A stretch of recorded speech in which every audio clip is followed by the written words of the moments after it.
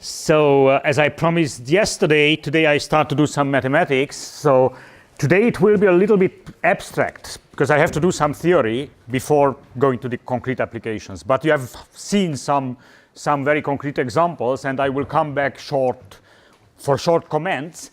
But today, probably all day, I'm sure all these, not all day, but all these 90 minutes will be gone with this abstract sort of theory.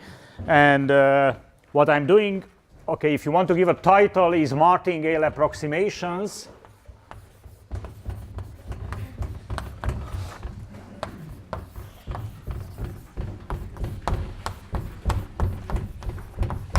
Martingale Approximation and Kipnis-Varadan.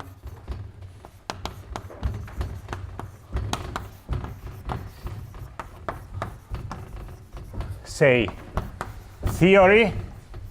I call it Kipnis-Varadan theory because it started with a paper by these two authors, Claude Kipnis and Varadan, back in 1980, published in 1986. Actually, it was circulated some 2 years earlier as in handwritten version. And there are many more additions since then. So there are many more people who contributed. And actually, as you will see, it was not this Kipnis-Varadan paper, the really first one where these ideas emerged. So the problem is the following. It's abstract what I'm saying now. I hope you will accept. And what I assume as background knowledge is Markov processes, semigroups, infinitesimal generators of semigroups, and so on, and some expertise in Hilbert space function analysis. So it's not very advanced function analysis, but be literate in Hilbert spaces. So I start with a probability space, and let me not denote the sigma algebra, just the set and the measure. Of course, there is a sigma algebra in the background. In concrete applications, these are very concrete spaces, metric spaces with Borel algebra. So it's good, okay? And I will denote just to fix notation, the Hilbert space I am speaking about is the L2, and actually, occasionally, I will use this notation, which is misuse of notation, for the one codimensional, as I say, so orthogonal to constant functions. So zero mean, not always, but zero mean, the constant functions are just of a nuisance there, so sometimes I just disregard them, right? So when I say that, okay, let's invert this operator, I mean it has zero eigenvalue for the constants, otherwise invertible, let's invert it, right? Okay, so that's it, and I have a Markov process. Continuous time, I mean continuous time, let me see, yes. I mean continuous time always. Continuous time is slightly more, so this is stationary and ergodic Markov process. Right, ergodicity means, what does ergodicity mean? It means that if you take the path space of the Markov process and shifts in time, these act as an ergodic action, measure preserving action. So this is an ergodic Markov process, right? And I will denote, when I say stationary ergodic, that means a Markov process on this, for which this measure pi is stationary and ergodic. Good. And I will denote the semigroup acting on the Hilbert space. So I will denote P, put T down or up, I don't remember, which maps H to H in the following way. So PF, PT, F, say this is a function at omega, is defined as conditional expectation starting from omega of F eta t. Right? And by Kolmogorov-Chapman, you clearly see that this is a semigroup, right? It's a semigroup. It's a semigroup of contractions. So these are bounded linear operators, semigroup of contractions. So that means P naught equals identity. Of course, at 0 time, starting from omega, conditional expectation, and F at omega is equal, is F omega, is identity, right? it's a semigroup Pt plus S equals Pt times Ps. That's Markov property, right? And what else? And it's a contraction. Pt operator norm is actually equal to 1. That's easy to check. That needs to be checked, but that's straightforward and easy to check. Okay, when I don't prove trivialities, I leave it as homework for you. Right? So this is homework for you. Check that it's indeed a contraction. Good. Now these objects, semigroups of contractions, are a famous object of functional analysis, but something more is needed, which I will assume. I assume, because in this sense of abstraction, I have to do assumptions, but in all reasonable cases, this is true, that assume that it is strongly continuous. It's continuous in the strong operator topology, pointwise continuous, strongly continuous. I mean, the semigroup is strongly continuous. That means that the limit in the Hilbert space as t goes to 0 of Ptf equals f. If you assume it at continuity at 0 due to the semigroup property, you have continuity everywhere. Right? This should be assumed because you can easily construct stupid counterexamples. Right? But we are not going for counterexample. We are going for deeper things. And in all reasonable cases, this holds. I have to assume it. Right? Now, if this is the case, then we know from theory of semigroups that there is an infinitesimal generator of the semigroup. So we'll denote by L the infinitesimal generator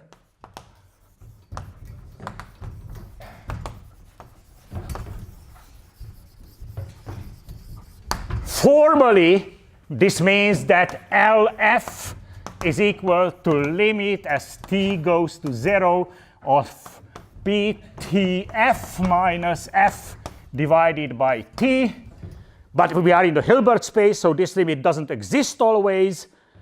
In particular, for the general Hilbert space. Okay, if you are on a finite space Markov chain, if you have a finite state space Markov chain, that all things are elementary matrix computations I'm doing. But when we are up to an infinite dimensional Hilbert space, then some care is needed. So what follows from general theory of semigroups is that this is densely defined closed operator. So it makes sense. It does make sense as an operator, and formally you could write Pt equals e to the tl, which is a formal way of writing. If it happens that L is a bounded operator, then this doesn't make any problem. Doesn't cause any problem because you just take, if L is bounded, then take the power series and it makes sense, it converges and so on, no problem. But in interesting cases, it may happen that this is an unbounded operator. Maybe unbounded. Maybe unbounded. And then it causes problem. Let me just give an example. If we take random walk in random, for example, the random walk in random environment, the Markov chain we will look at will be the environment seen by the random walker. Now, if the random walk rates, the jump rates are bounded, so take a discrete time Markov process and make the time continuous by adding an exponential clock, then the infinitesimal generator is bounded and no problem arises there. But if the rates of jump are not bounded, then this operator will not be a bounded linear operator, it will be only densely defined. So there are some problems here. You have to be a bit aware of problems arising with unbounded operators. This will be central. Of central import. But anyway, formally that's what happens. And what I assume, just to be mathematically precise and correct, and other assumptions I make. Yes, so Pt, before I assume, I have to say that there is an adjoint operator L star, which is the infinitesimal generator of the adjoint semigroup. So the infinitesimal generator of Pt star PT star is the adjoint of PT. Now PT star will be another Markov semigroup, namely the time reversed, the semigroup of the time reversed process. The stationary process, if you look at the reversed, time reversed process, that will be another stationary Markov process, right? And its semigroup is the adjoint with respect, so the adjoint in this Hilbert space, over this Hilbert space, with respect to that measure, and its infinitesimal generator will be the adjoint of that.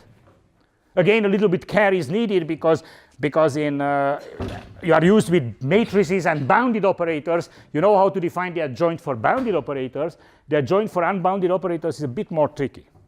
You have to use this formula of adjunction, but to close the operator, it's a bit tricky. We'll come back to that.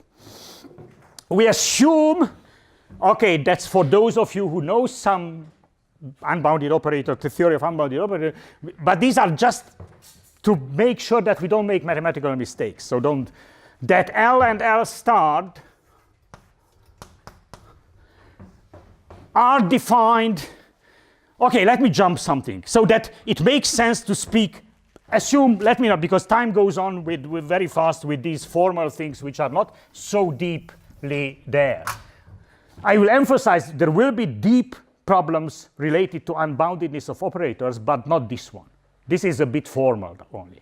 So let's assume that S is the symmetric part, is minus 1/2 of L plus L star, and A is 1/2 of L minus L star. That means the decomposition of the infinitesimal generator into symmetric and skew-symmetric or anti-symmetric part. As long, again, as these are bounded operators, this just makes good sense and no problem with that. But when the operators are unbounded, then you may get some problems that L and L star are not defined on the same dense subspace. And then you have to be careful about this. But doesn't cause in really interesting problems. This is not a problem. This doesn't. So what I say, assume that these make sense. Assume that these make sense.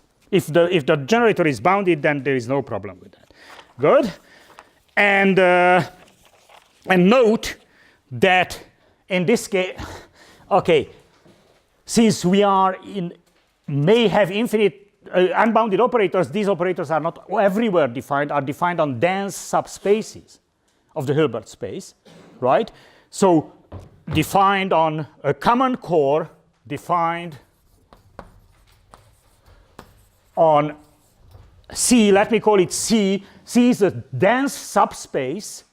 So this is a dense subspace of the Hilbert space. And they are jointly defined on a common core. So they are well defined jointly. That's what I assume, right?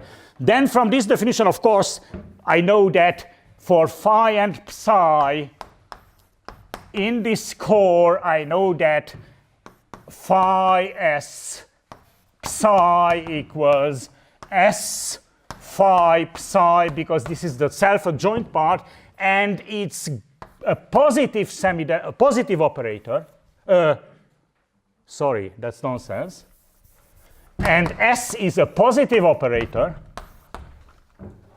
And on the other hand, phi s a psi equals minus a phi psi, because A is the anti-self-adjoint part. By this that S is a positive operator, I mean what you know, that phi s phi is positive for any phi, non-negative, right? So that's a positive. Okay. Okay, so I assume that these are self-adjoint and anti-self-adjoint and so on. And now the question I'm asking is the following. The question we are asking is the following. Let F be in L2, let F be in H. Let me emphasize that F is zero mean. I told you yesterday. And look at integral from 0 to capital T is always large, of f eta s ds. So integrate the values of f along the trajectory of your Markov process. Is there a central limit theorem for this? This is sums of identically distributed stationary. It's a stationary process you integrate. Just they are not independent. If there is a gap in the spectrum, if there is a fast mixing of your Markov chain, exponential mixing, then these are fastly mixing, and you expect that that the central limit theorem holds. I mean, I divide by square root of t, and the question is CLT, whether CLT holds or not. Is it clear what I'm asking? And as I told you yesterday, whenever you have a finite Markov chain, then the question is elementary. I don't say trivial because it needs a non-trivial proof, but it's elementary. But in a general setting, this is absolutely not an elementary question. Good. Let's first of all let's compute the variance. Let's compute the variance.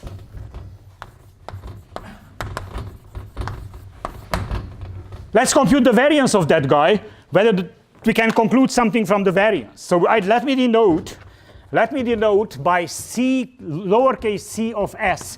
S is time. S is a positive, right?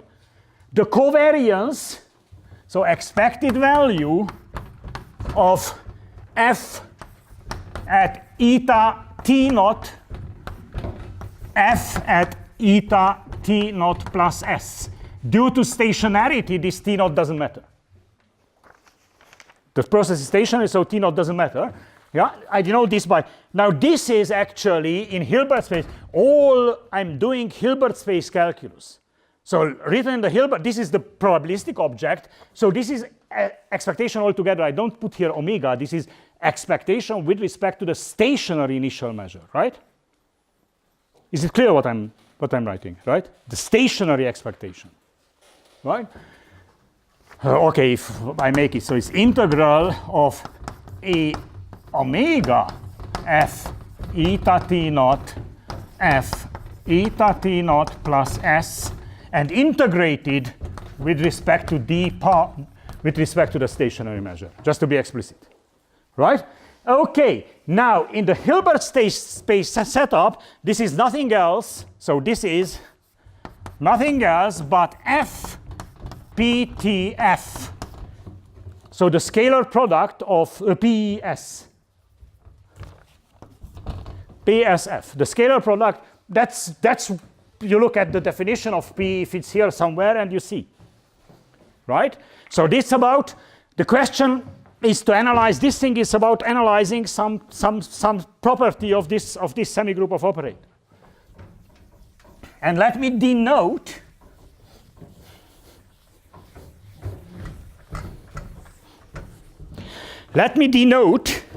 by dt the variance of the guy there. That's the variance of t to the minus 1/2 integral from 0 to t. I put lowercase t here because here I will vary t. There when I say capital T, I think about something going to infinity, and here I will think about this as a variable. F eta s ds, right? And it's an exercise for you. Whenever I don't write a proof of the elementary thing, I think about this as an exercise to see that this is twice integral from 0 to t minus s by t cs ds. Due to stationarity. There is something to do here, but this is a true formula, right? And let me also denote by d hat lambda a kind of Laplace transform of this object. Actually, Laplace transform of this object, it's twice integral from 0 to infinity e to the minus lambda s cs ds. Of course, lambda is positive. Lambda is positive. Mind that this cs is bounded This, yes, is bounded by the square norm of f, at least. Right? So this makes sense. This is a finite, this is bounded by, good. And note, if I use this formula, this is nothing but twice integral from 0 to infinity e to the minus lambda s f ps f ds, and this is what we call the infinitesimal generator of the semigroup. Sorry, not the resolvent of the semigroup. The resolvent, if you formally write this in the place of, if you formally write this in the place of P, then you formally easily get the following. This is, let me write, there is a 2 there is an f, r lambda f, where r lambda is the resolvent. So far, these are only formal definitions, where r lambda is the resolvent, which you can define in two different ways. Let me put two definitions to this. This is an operator, a bounded operator on our Hilbert space. R lambda is integral from 0 to infinity e to the minus lambda s ps ds, and you may say that, okay, this is an integral in an infinite dimensional space, over the operator space. So these are operators, but it doesn't make any, you can define it as a Riemann integral. These are bounded by 1 in norm, and this is exponentially decaying, so as a Riemann integral you can define, and this is equal to lambda identity minus L inverse as an operator, which is a bounded operator. L may be unbounded, but its symmetric part is positive definite, so this will be a bounded operator. It comes from here that it's a bounded operator. It is a bounded operator. Namely, it's easy to see that the norm of R lambda as an operator is certainly less than or equal to 1 over lambda. So as you see, the problem comes when lambda goes to 0, because when lambda goes to 0, then you pick up the long time behavior. And that lambda goes to 0, this resolvent explodes, and of course all problems will be there. Good. Now with this expression, we have an expression for d hat lambda. For d hat lambda, we have, and I leave it for you to check, that this is lambda squared. Actually, you can do it directly. You don't need this expression. You can just compare these two lines, and check that this is lambda squared integral from 0 to infinity e to the minus lambda s times ds. So this is the relation between the two. We are interested in this guy. Because that gives you the asymptotic variance of the object you are looking at. But this is easier to handle. Right? And here is a relation between the two. And let's see whether it's worth something and what, if anything.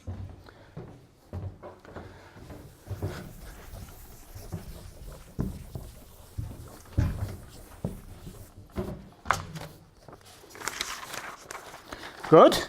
Now here is, from this formula, it follows that lim inf as t goes to infinity of dt is less than or equal to lim inf as lambda goes to 0 of d hat lambda, which is certainly less than lim sup as lambda goes to 0 of d hat lambda, which is less than or equal to lim sup of as t goes to infinity of dt, and I leave it for you from this from this identity it follows easily, right? It's always the case that it's easier to say something about the about the Laplace transforms than about the functions themselves. So that's why the Tauberian theorems are not easy. That they invert this information. So we'll see that these things are easier to understand, and we try to understand even more, not easy, but easier, and we try to get some information about the other one. Good. If, still very simple thing, L is self-adjoint. By the way, I didn't tell you what self-adjointness means in the probabilistic sense. If the semigroup is self-adjoint exactly when the process is time reversible, when the reverse process has exactly the same distribution as the forward process. So it has a probabilistic meaning. Analytically, we know what self-adjointness means, but it has a probabilistic meaning. If this is the case, then CS is positive. Where is CS? Here is CS. Can you see why is it positive in the self-adjoint case? Why is it positive in the self-adjoint case? Maybe I ask someone, I point at someone. That was the idea. Can you tell me why is it positive? Yeah. No. Okay, it's simple. Sorry. It's simple. Take S half. They put PS equals PS half times PS half and push PS half on the other side. Due to self-adjointed, you get a positive expression, right? So this is indeed positive in the self-adjoint case, but not necessarily in the non-self-adjoint case. So it follows that all limits exist. From positivity of C sub S, question? Ask questions if you have. Please do. Good. So from positivity, if you go back to elementary analysis, you will see that these limits exist. All limits exist. The limits exist. So lim dt as t goes to infinity exists, and actually in the sense that it may be infinite. And it's certainly positive, may be infinite. Exists in the sense that lim inf and lim sup is the same. Right? In the self-adjoint case. But in the non-self-adjoint case, it may happen, and actually it could, it's not easy to give examples, but it easily may happen that these are all different. Good. Now, let's do some computations.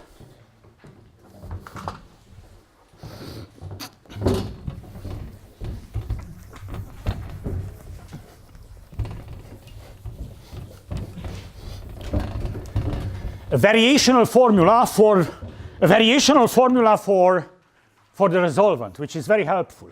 Variational formulas are always helpful because they give an expression.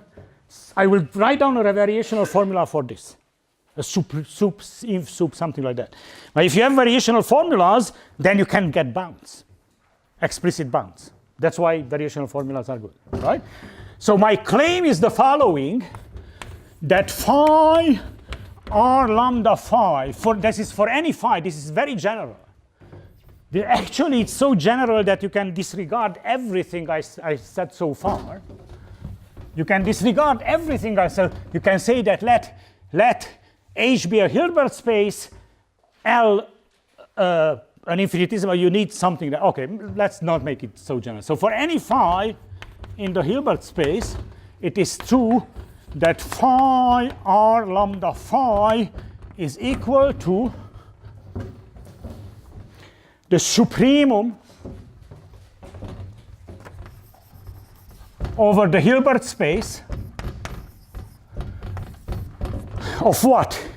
Of twice psi phi minus psi lambda times identity plus the symmetric part of the operator psi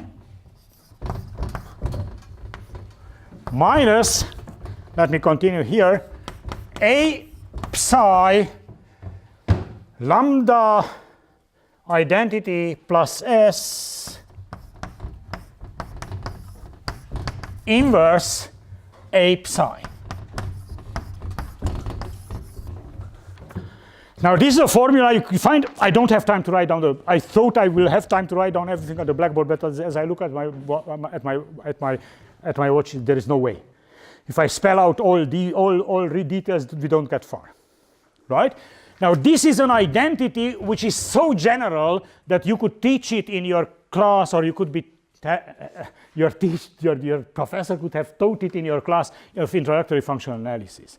Given any operator with positive self-adjoint part, given operator with positive self-adjoint or non-negative self-adjoint part, denoted by R sub lambda, it's infinitesimal, it's resolvent and so on. Use the notations I used, and this formula is true. You find a 2-page proof in my actually 1-page proof in my lecture notes, and I don't write down the proof. It's very instructive, by the way. It's instructive because actually, if the operator is self-adjoint, that means A is 0, then you get back a variational formula you learned about self-adjoint operator, positive self-adjoint operators, about norms and things like that. So this is absolutely standard. Given a positive operator, its inverse, so if A is 0, its inverse is expressed like that. That's introductory, that's linear algebra. That's linear algebra. Now in the non-self-adjoint case, you have to do some work to get the non-self-adjoint part in, and that's what you get. Now this is a very useful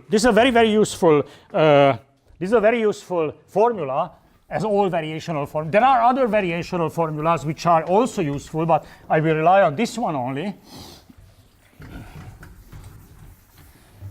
Because let's see, why is it helpful? Why is it good to have a variational formula?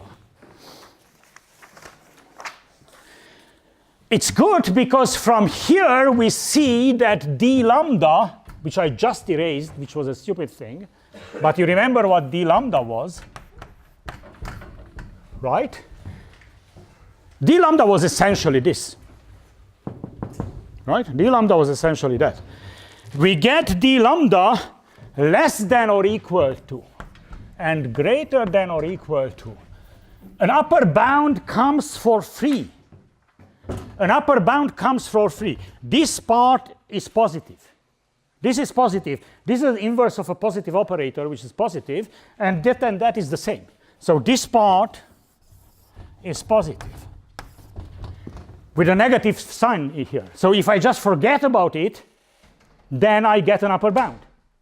If I forget about it, I get an upper bound. But the upper bound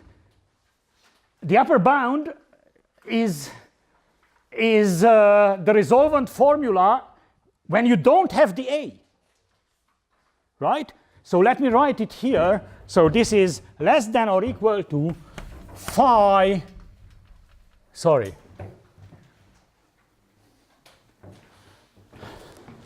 My problem is that I switched from F to phi. F and phi are the same. Good? F lambda identity plus S inverse F, maybe a 2 here, right? And the lower bound is more subtle. I will not be explicit about the lower bound, but you get lower bound from choosing explicit psi's. So maximizing, taking supremum on a well-chosen subspace, you get lower bounds. Clever choice of psi. Clever choice of psi gives you upper bounds, and this is a general lower, give you lower bound, and this is a general upper bound, right? Now, and here we are at the h-1 condition, because we wanted to arrive fast. Yesterday I mentioned an h-1 condition. Mind that the limiting variance is not quite this, because there are these, but nevertheless, hopefully it's not far. So hopefully, if I get a limit, if I get something about this limit, when lambda goes to 0, then I get some information. Maybe I can hope that it tells me something about modulo some Tauberian inversion. It gives you an upper bound. Right? Now H minus 1, the space H minus 1, be defined those elements of my Hilbert space for which the limit as lambda goes to 0 of phi lambda I plus S inverse phi is finite.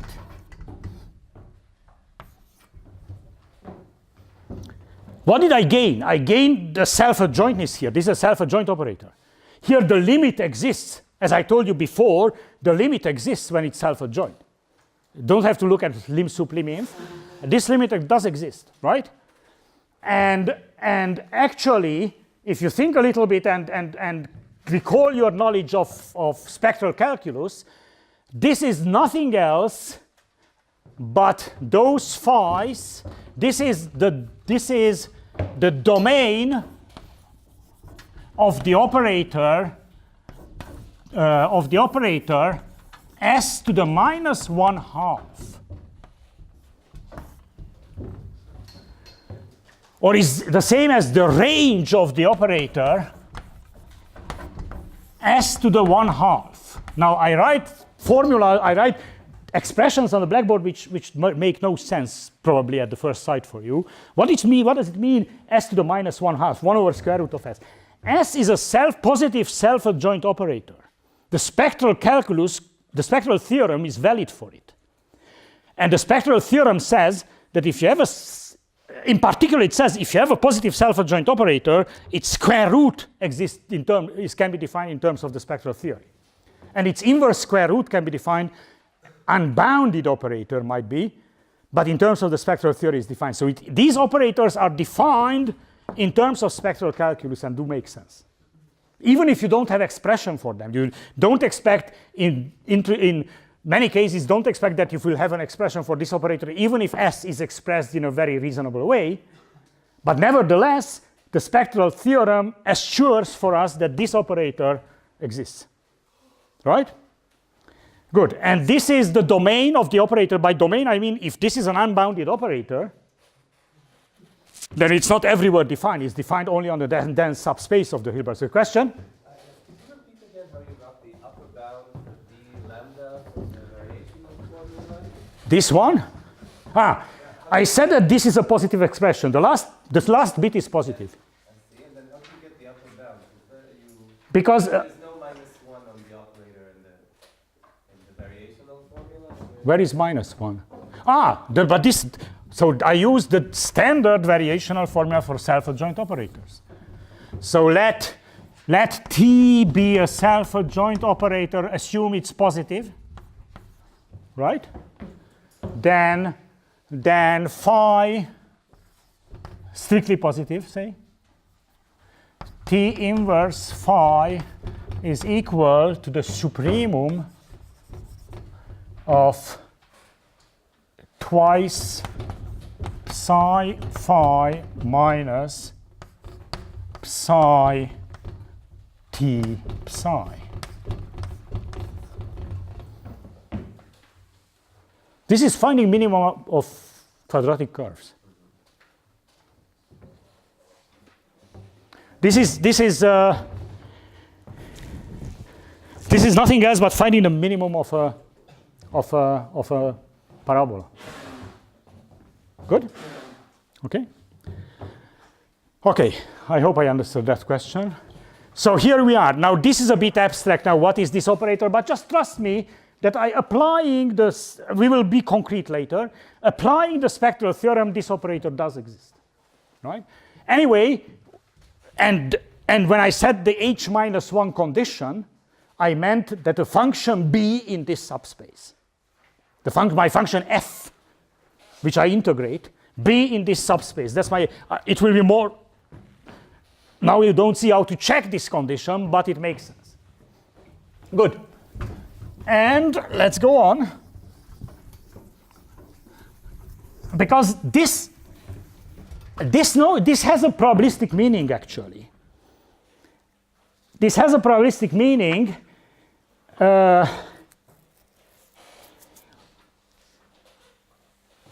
So what this says, what does it say? What does it say? It says that that limit when lambda go or lim sup when lambda goes to 0 of d hat lambda is less than or equal to twice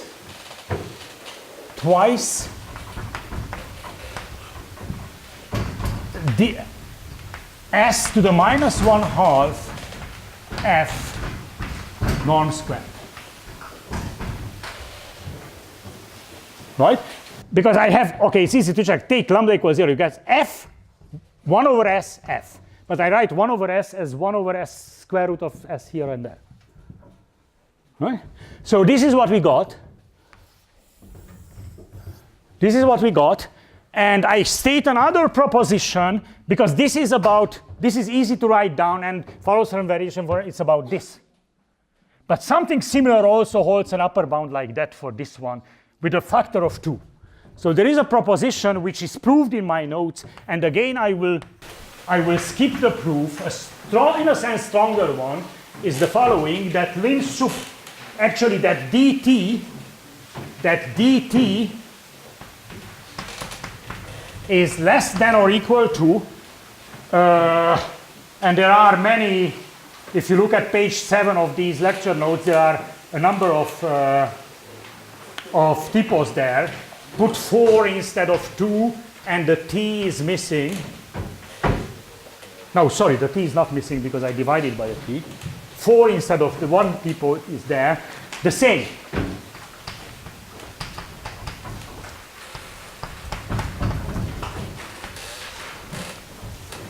Now, this just dropped out from these elementary things. To prove this one, you need a little bit more, and I will skip this because, again, you find the full proof, you find in the lecture notes on 2 pages, but I'm afraid that I would lose too much time with giving the full proof. Yeah? This is weaker. Of course, I lose a factor of 2 because I didn't control this Tauberian thing. Right? But this is true. Now, let's go to some probabilistic, before going to martingale approximations, go to some probabilistic interpretation of this formula. I wanted to derive this formula to make you understand that in the central limit problem, you need bounds on this object. So this is essential. This h minus 1 is essential because this will ensure that the variance, the limiting variance, at least the limiting variance stays finite, which is a condition essentially for the central limit theorem to hold. So if you don't have this one, then you don't hope for much, right? So that's why I wasted some time with these bounds. Let's give some probabilistic interpretation of what's written there.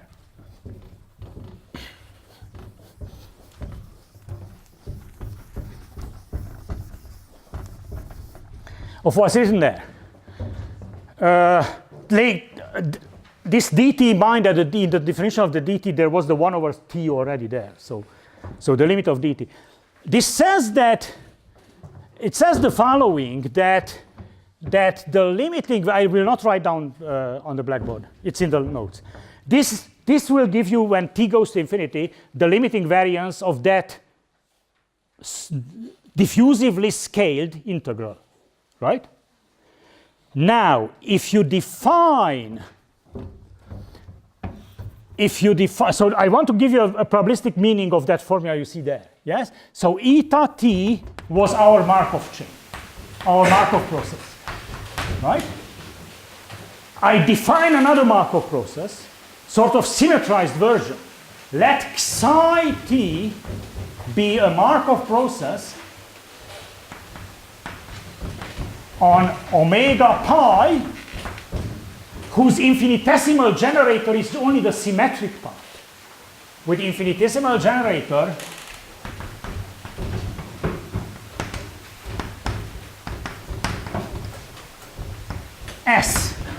minus s. The symmetric part is itself an infinitesimal generator of a Markov semigroup, right? The symmetric part is an infinitesimal generator of a Markov semigroup, and take the Markov process which has that infinitesimal generator. That means that it has the same stationary measure, but it's reversible with respect. Imagine the following, that you let your Markov process go forward epsilon, so forward and backward short times, and that's how it processes. In discrete time, it's easier to imagine that a Markov process, take a Markov chain whose one step would be a step in a forward chain and a step in the backward chain. Now do that infinitesimally, and you get a Markov process which has the same stationary measure and is reversible, right? And what that formula you see there is says the following, that the limit as t goes to infinity of variance of 1 over variance of t to the minus 1/2 f eta s ds is bounded above by twice the limit, lim sub, here we say lim sub because we don't know whether the limit exists, the limit as t goes to infinity of variance of t to the minus 1/2 integral f eta s ds, sorry, not eta, psi. So the variance of the integral along the trajectory of the reversible process dominates the variance of the integral of the original one. So this is the sort of philosophical message that if you take the same function integrated along the trajectory of the reversible version, that will be larger, that will be dominating. So if I have a bound for the, because what you see on the right-hand side, modulo this factor of 2 is exactly that thing, right? Okay, so that much about the variance, and I sort of explained why this expression will play a very central role. And now let's go to the Martingale approximations and the central limit theorems proved via Martingale approximations.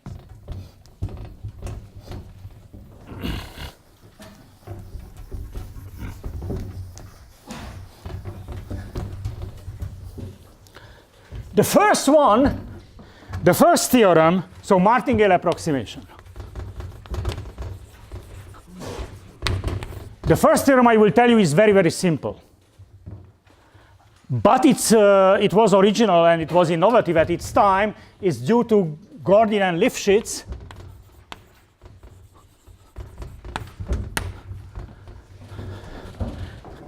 Mikhail Gordin and B.A. Lifshitz.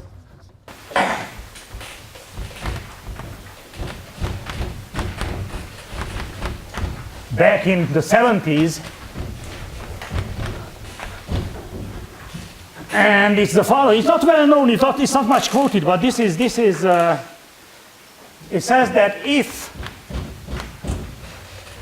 f, the function f you want to integrate, is in the range of the infinitesimal generator,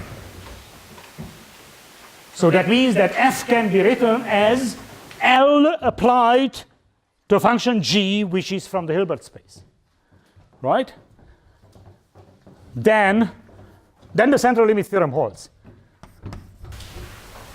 Then 1 over square root of t integral from 0 to t of phi of f eta s ds converges in distribution to a normal with the variance sigma squared, and the expression of the sigma squared is the following. Sigma squared is equal to minus twice f L inverse f.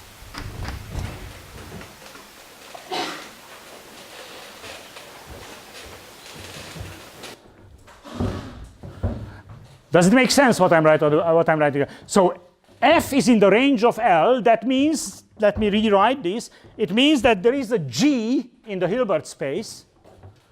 Is the same that f equals Lg with G in H. This is the meaning what's written here. which is not necessarily the case. I speak about the subspace of zero mean functions. I will comment on this. It is a very simple theorem, but we can learn a lot from it. Yeah?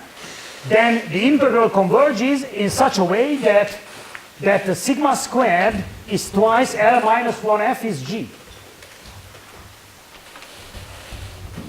Just to make it explicit. That G which comes from there. Right? Now let's see why, what does it say, and let's see why is it true. It says, in particular, that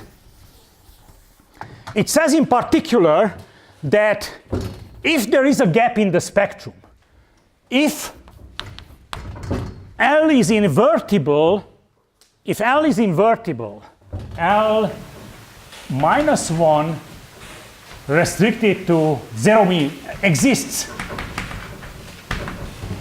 L minus 1 exists, I mean that on the subspace orthogonal to the constants, L is invertible. Of course, L has a zero eigenvalue applied to constant. L applied to a constant is 0. So orthogonal to that. That means, well, we say gap in the spectrum. That the spectrum of the operator L is such that this gap, there is an eigenvalue 0, and otherwise it's bounded away from 0. Right? That's exactly what it means. Then you can invert it. Then all F's are good. Then all F's are good. Then all F's are good.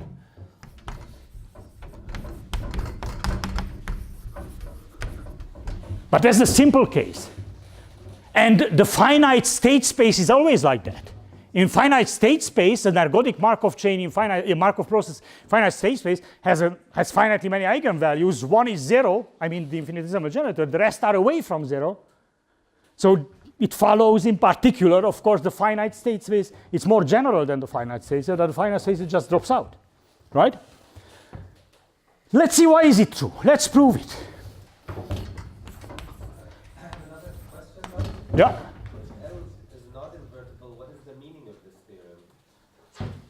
It's the range of L is dense in the Hilbert space. G is not unique. G is always unique. If there is a G, it must be unique due to ergodicity. Assume you have 2, the difference of the 2 must be eigenvalues of 0, eigenvectors belonging to 0, which means it's constant, but all are of 0 mean. So G is certainly unique. Sorry, thanks for the question, this helps. So G is certainly unique, it may not exist. Yeah? This theorem tells you, first of all, okay, maybe I'm a bit too fast, that the range of L is due to ergodicity and due to what else? Nothing else. The range of L is dense on the subspace, on the zero mean subspace, on the subspace of functions of zero mean. It's dense, certainly, right? So these functions are densely there. This is the K of the problem. So are densely there, but not all are good. Not all functions are good. But it's dense subspace, right? Okay. In the very special case when you have a gap in the spectrum, it's not only dense, but it's the whole space. But that's too trivial. Good. Let's prove it. The proof is very, very straightforward and very, let's assume, I change notation. I swap between phi and f in my lecture notes. I'm sorry about this. So let denote by u. You mind if I switch f and phi? F and phi are the same because in my notes is phi, and I will just make mistakes if I just skip. U is no, I will stick to this one because here I introduce G. I don't want to change. I try to do it this way. So let f be L of G. So assume it's true. Then I write integral 1 over square root of t, integral from 0 to t, f eta s ds. It's so simple, it's disappointingly simple. Is 1 over square root of t, integral 0 to t. I put it like Lg eta s ds. You will not protest, I guess. And you will not protest if I subtract g eta t and add g eta 0, and I add g eta t and subtract g eta 0, all with the square root of t's. But I say I write this, and I write this. You agree? Hope so. And let's see what we get. Maybe somebody can yell what the catchword now. What is the catchword? What is this? What is this?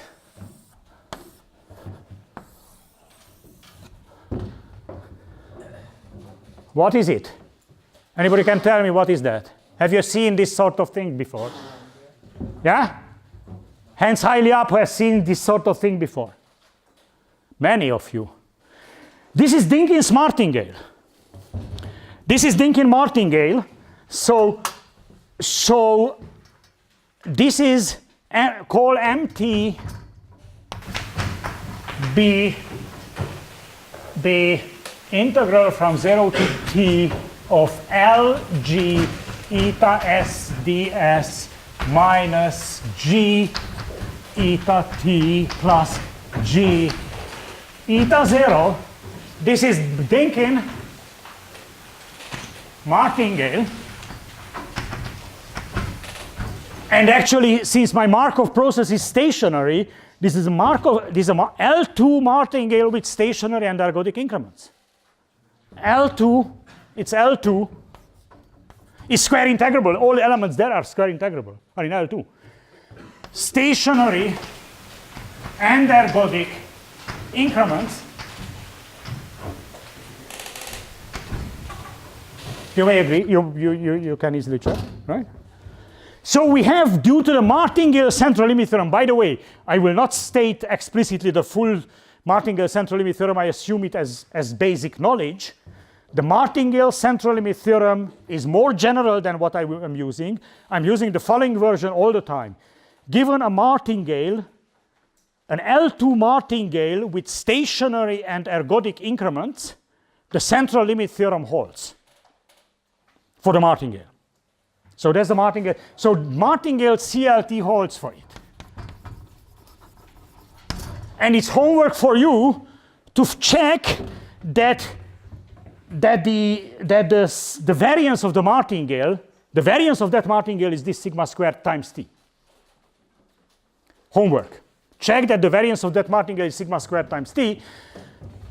Okay. What happens next? I have two terms left, but those two terms are trivial, aren't they? So G is an element of L2, so G of eta t, these converge in L2 to 0 as 1 over t, right? So expectation of G eta t by G eta t squared, let me denote G eta t squared is equal to the norm of G squared in the Hilbert space. That's it.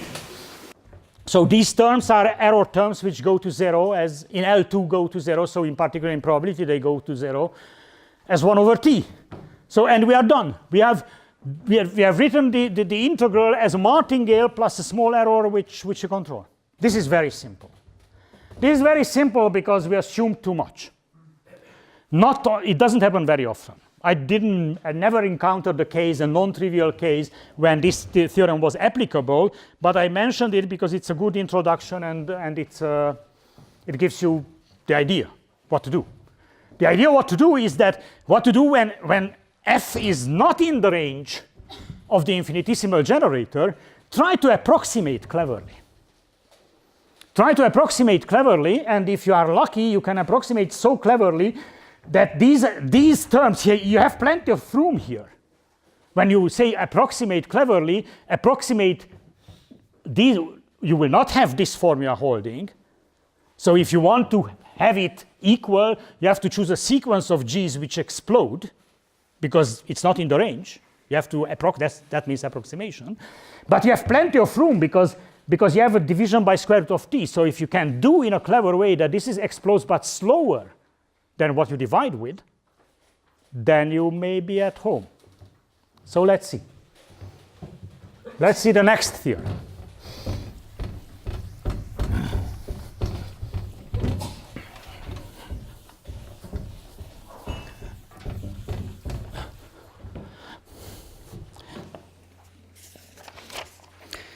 And the next theorem is the famous one.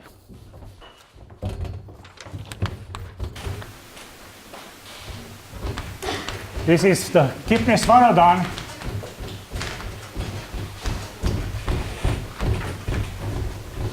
and it was published 1986. As I told you, it was assumed that L is self-adjoint. So Kipnis-Varadhan holds for reversible Markov processes. Given a reversible Markov process and the same problem given, right? So this means that the process, the Markov process eta t, is reversible, right? In the Kolmogorov sense, and assume if limit as lambda goes to 0 of, I switch to phi now, phi lambda identity plus L, but mind, let me denote this minus S. It's self-adjoint because I want to keep this notation to make clear what is the symmetric and what is the anti-symmetric part. We don't have anti-symmetric part here, right? Plus S inverse phi is finite, but this is then it's the norm of S to the minus 1/2 phi, right? Which is H minus 1. So that's what I call that F phi is in H minus 1. It's finite, I didn't say it's finite. I said, but I didn't write it's finite. It's finite, then it's longer. Then there exists an L2 Ft. I didn't make notation. Ft is the filtration of the Markov process. So on the same probability space on which my Markov process lives, there exists an Ft measurable, Ft martingale with stationary and ergodic increments.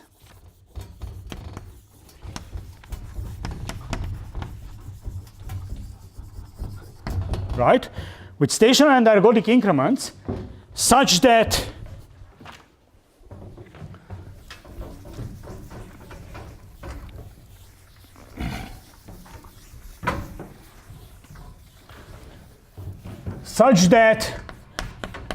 EMT squared equals, okay, call this,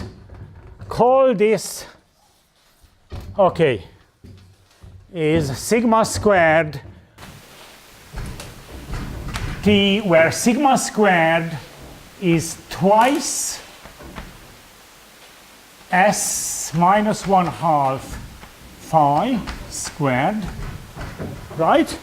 So this will be the asymptotic variance. So there is a stationary martingale with this variance such that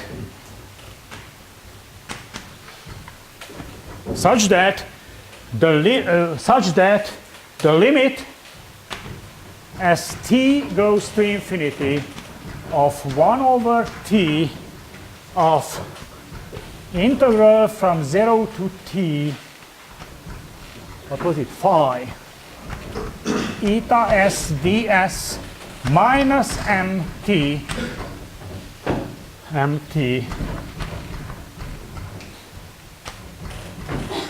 something is missing, an expectation is missing,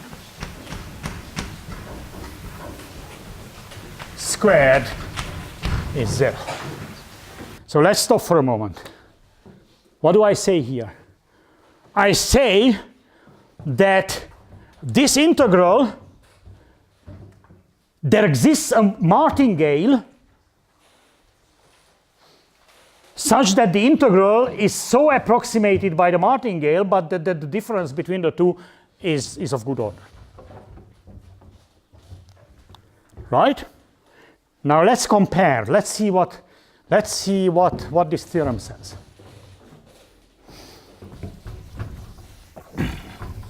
This is much more involved, you will see, than the previous one. What is this condition? As we have seen before, this condition is exactly condition of finiteness of the limiting variance. That's what I did in the first 20 minutes of my lecture today. This says, the theorem is very, very beautiful because it says that the central limit theorem holds in the self-adjoint case if and only if the limiting variance is finite. It's a very beautiful, it says that if the limiting variance is finite, then nothing else can happen than the central limit theorem holding. Okay, I step 2 steps ahead because then it's well approximated by the martingale, but for the martingale we have the central limit theorem, for then as a corollary the central limit theorem follows. This is stronger than just stating the central limit theorem. Good? So it's a very, very beautiful thing because it gives you a one-to-one characterization of when the central limit theorem holds. In the self-adjoint cases, central limit theorem holds if and only if the most natural condition holds, namely that the limiting variance is finite. Right? Now, what is this condition? The limiting variance is finite. If you look at this thing, you see that the condition is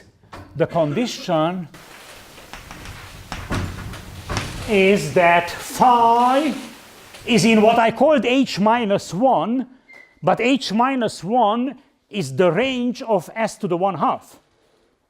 Is in h minus 1, and remember this is the range of s to the 1/2, which is the same as the domain of s to the minus 1/2. I write it this way because I want to compare it with Gordian and Lifshitz. Now, mind that S, in this case, S is L. That's my condition, self-adjointness, right? Gordian-Lifshitz said, the Gordian-Lifshitz condition said that F be in the range of L. In this particular case, it will be in this case, when L is L star is minus S, in the range of S. So what much more it is? These are still just a dense subspace, but a much, much bigger one. Right? So if a function is in the range of s to the minus 1/2, then certainly it is in the range of s, but not the other way around. So we gain a lot, and you can imagine indeed we gain as much as we can because the condition is one-to-one. So this is the famous Kipnis-Varadan theorem. I will prove it soon. Before I prove it, let's see why is it good. Yes, a remark that in the Kipnis-Varadan paper, it's not only that the central limit theorem is proven. Okay, let me do 2 comments. When I speak about central limit theorem, I always state it as one-dimensional marginal distribution. But actually the same holds, you see, I have a Martingale approximation. If I take any finite dimensional marginals, they are well approximated. For the Martingale, actually I have invariance principle. That's classical probability. Invariance principle. So in order to have invariance principle for this integral, I still need something, namely tightness of this process, which is done in the self-adjoint case in the Kipnis-Varadan paper, but I will not refer to that because that's a technical point and that's not the most, it's important of course, but the more important, phenomenologically more important problem is the central limit problem. Good. So applied, where is it applied? Where is Kipnis-Varadan applied?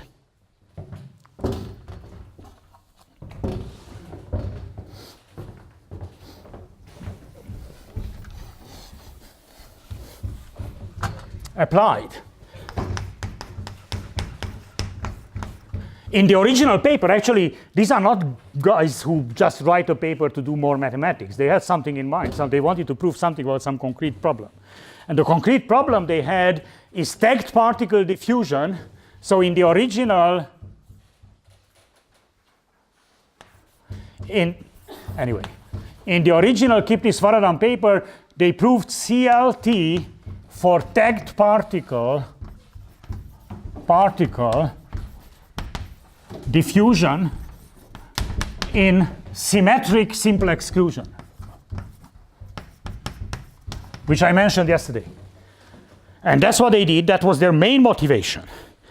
But there is another application in the paper which was omitted or not very much quoted later, that this is also true, or at least hint in that paper, that it's also applicable for the random walk in random environment, namely random walk among random conductances.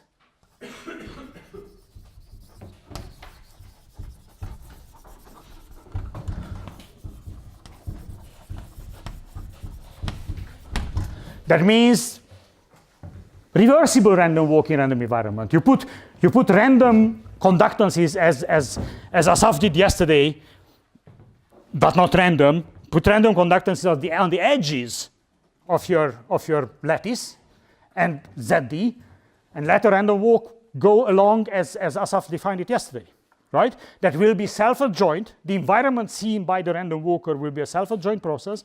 And under some technical conditions, you can prove the central limit theorem, not the quenched one, but much more than the annealed one. Because this is a subtle thing. So it doesn't prove the central limit theorem for almost all initial conditions of the Markov process, but in probability with respect to the initial conditions, because you have an L2 convergence. L2 convergence implies improbability.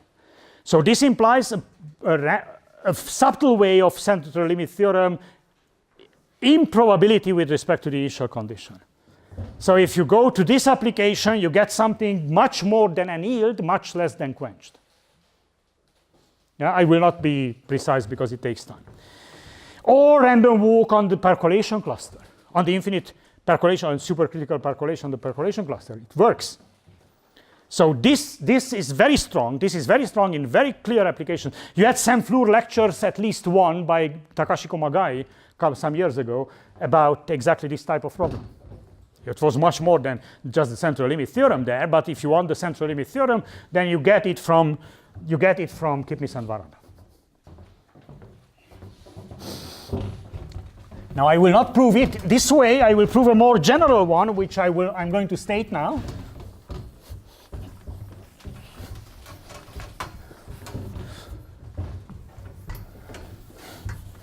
Because this works very strictly only for self-adjoint cases, the proof relies on spectral calculus. The proof relies on spectral calculus, it's spectral analysis, and we don't have spectral theorem, we don't have spectral calculus for non-self-adjoint operators. So you can't extend just directly this theorem to non-self-adjoint cases. And I'm more interested in non-self-adjoint cases. Good. Recall the notation. So I go to non-self-adjoint. Non-self-adjoint. Non-self-adjoint. Right? I write SL is minus S plus A. S is the self-adjoint part, and L is the anti-self-adjoint part. I write R lambda is the resolvent, is lambda identity minus L to the minus 1,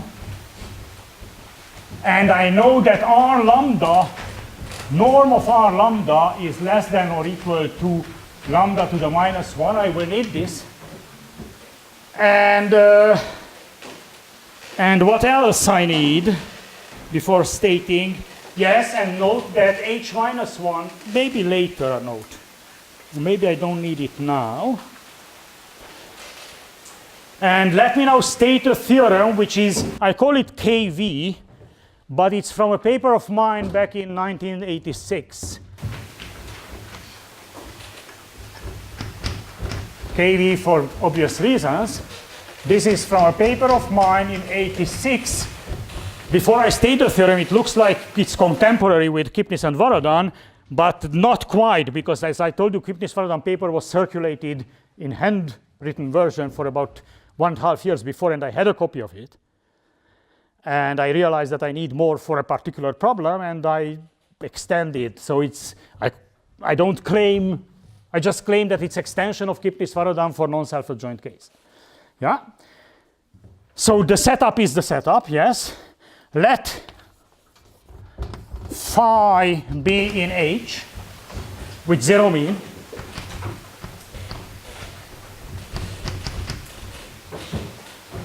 And denote by u sub lambda, let u sub lambda be r lambda applied to f. R lambda is a bounded operator no matter what f is, R lambda applies to. So it's an element of the Hilbert space, right? And I write down some conditions. If the following two conditions hold. The first one is that lambda to the 1/2 u lambda converges to 0 in the Hilbert space. Mind, if R lambda f generally explodes. It's not, except in the Gordon-Lifshitz. In the Gordon-Lifshitz case, R lambda f converges to that g as lambda goes to 0. But that's the exceptional case. Normally, this explodes as lambda goes to 0. I need this condition that explodes slower than 1 over square root of lambda. Yeah? And the second condition is that limit as lambda goes to 0 of S1/2 u lambda exists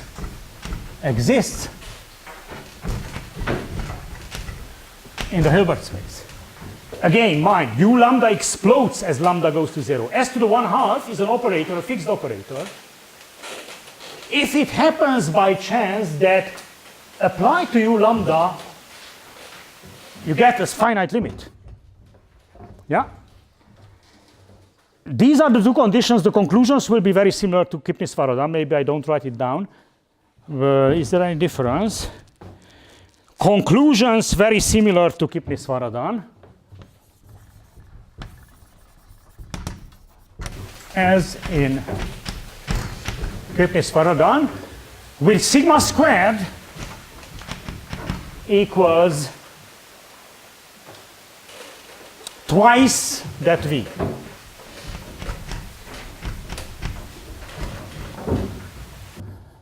So I don't write down the conclusion, the same. So if this holds, then the integral can be approximated, but there exists a martingale of stationary and ergodic increments such that the integral is well approximated by them, and so on, and so on, and so on. And I will prove this theorem. I will prove now this theorem. When do I have to finish? 15 minutes, good. I will have possibly time for proving this theorem. Before proving this theorem, some remarks. The first remark is the following, and the most important one, that if A is 0, if A, oh, it's no good to call that A and B. Okay, if L is L star. So in the Kipnis-Varadhan case, these two conditions are equivalent and are equivalent to the Kipnis-Varadhan condition. So this is an extension of the Kipnis-Varadhan. Then A is equivalent to B and is equivalent to the Kipnis-Varadhan condition. So this extends Kipnis-Varadhan. It's homework for you to check. Good. And there are a number of other homeworks which I don't have time to. Yeah, there are some things which must be understood. Namely, if I just don't take here square root of lambda, but lambda times u lambda, then from abstract nonsense it follows that it converges to 0 for any operator. So this is more than just what holds for A. So it's a trivial condition, right? And there are some other things which I leave as homework. If you turn the page, you will see a number of homeworks there which are comments to this theorem. Yeah? And let me see if I can finish this proof. Let me try to finish this proof in 15 minutes. Good.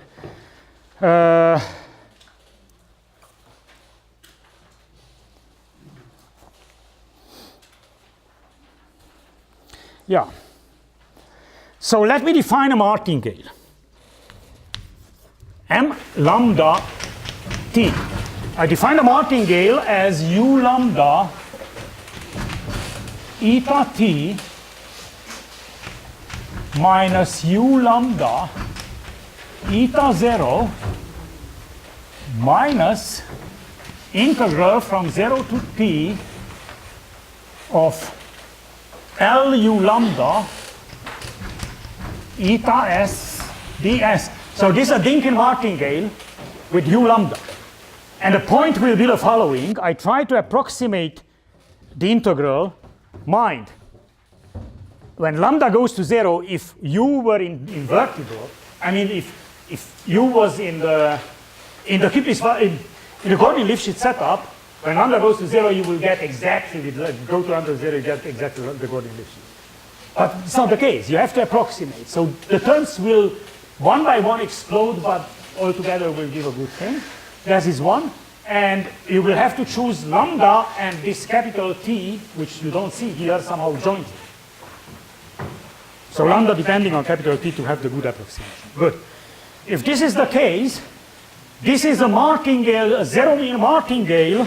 This is a zero-mean martingale, and its variance is for computation for you. So expected of m lambda t is 0, and variance of m lambda t is exercise for you to check is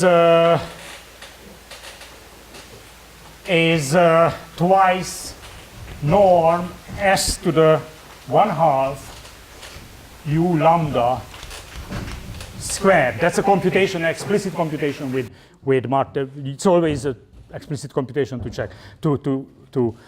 Now, the convergence, the expected value of the supremum for s between 0 and any fixed t of m lambda s minus m. I want to use Cauchy's criterion for convergence.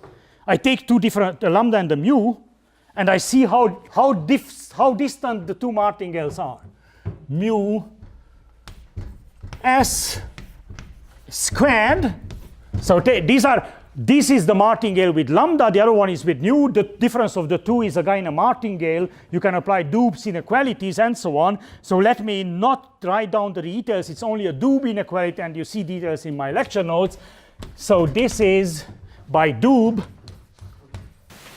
This is less than or equal to 4t times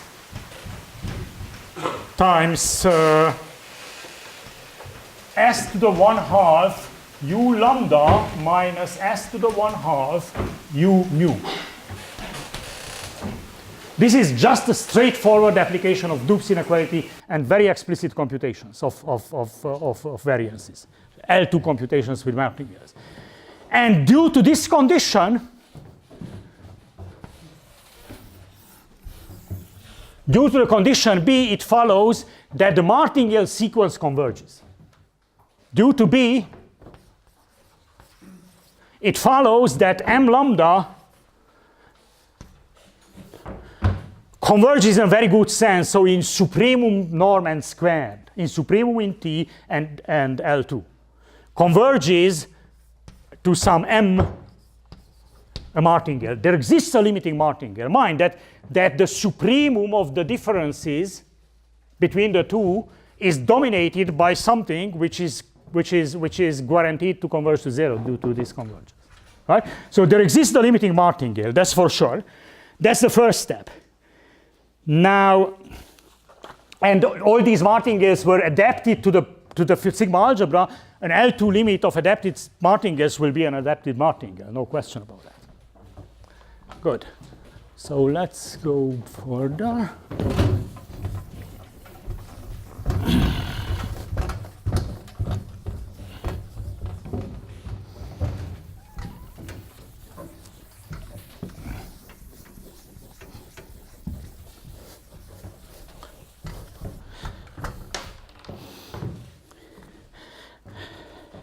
Good, and now I write down,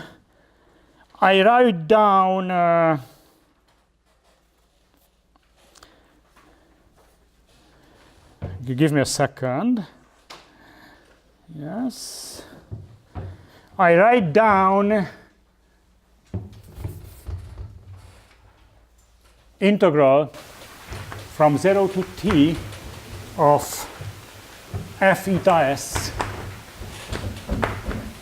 ds as mt plus m lambda t minus mt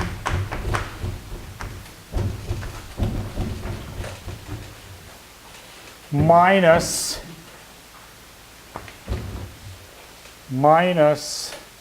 u lambda eta t plus u lambda eta naught plus integral lambda u lambda eta s ds from 0 to t, and I leave it for you to check this, that is right. Of course, the m's drop out. You don't have to check anything with the m's, but you have the m plus these terms. Of course, these will, unfortunately, I erased them. These will cancel out, but exactly. So this is you have to use the definition of u lambda. You have to use the definition of u lambda. So you have to use that L u lambda is equal to L is equal to lambda u lambda plus L u lambda minus lambda u lambda, which is not a big surprise, but the big surprise is that this is f, right? Because lambda identity plus L inverse was applied to f to get u, right? So that's how this identity you get. And now the rest is estimating the errors. So let's see. The supremum what we get is there are the 4 error terms. The first one, the second one, the third one, and the fourth one, right? The first one you estimate from there. Okay, let's see what we get.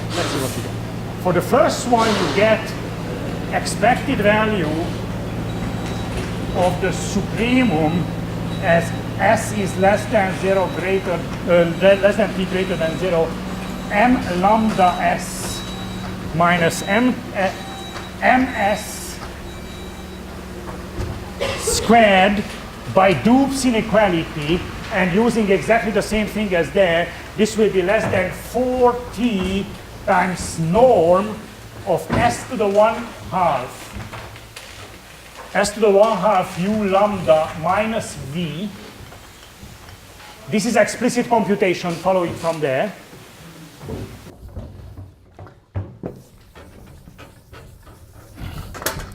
The second and third term will be the following, that let's say expected value of square of this u lambda eta t squared is equal to expected value of u lambda eta 0 squared due to stationarity, and this is equal to u lambda norm squared, right?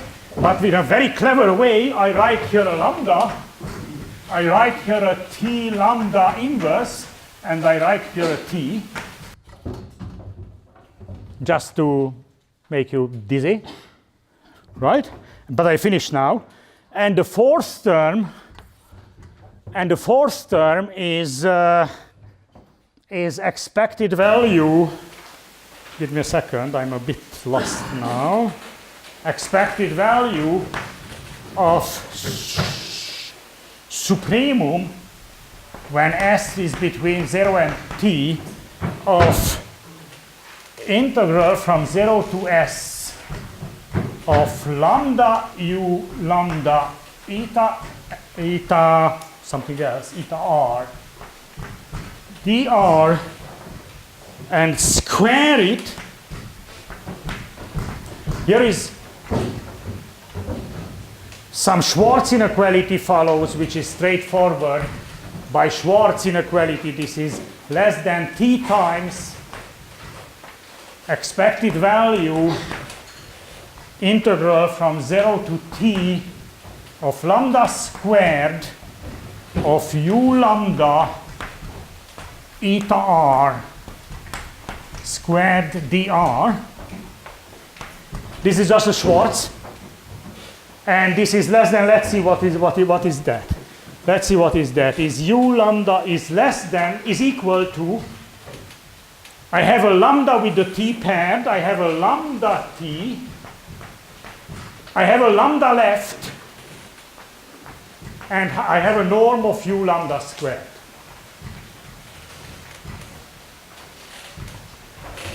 So these are the error terms, and I'm done in 1 minute now, which is about what I was given.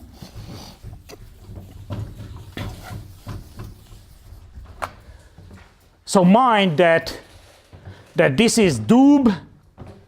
This is just straightforward definition of the norm squared. We are in the L2. And this is a Schwarz and a straightforward estimate. Now, we have to divide by t. I should have put here capital T, which I didn't. But anyway, take capital T. You have to divide by... these are squared, sorry. The squared terms, you have to divide by square root of t. So the squared terms are divided by t. So this t, so I put a 1 over t in front of each of one. Good? I put a 1 over t and I erase this t. Because the square is divided by square root of t. I put a 1 over t. 1 over t. And I put a 1 over t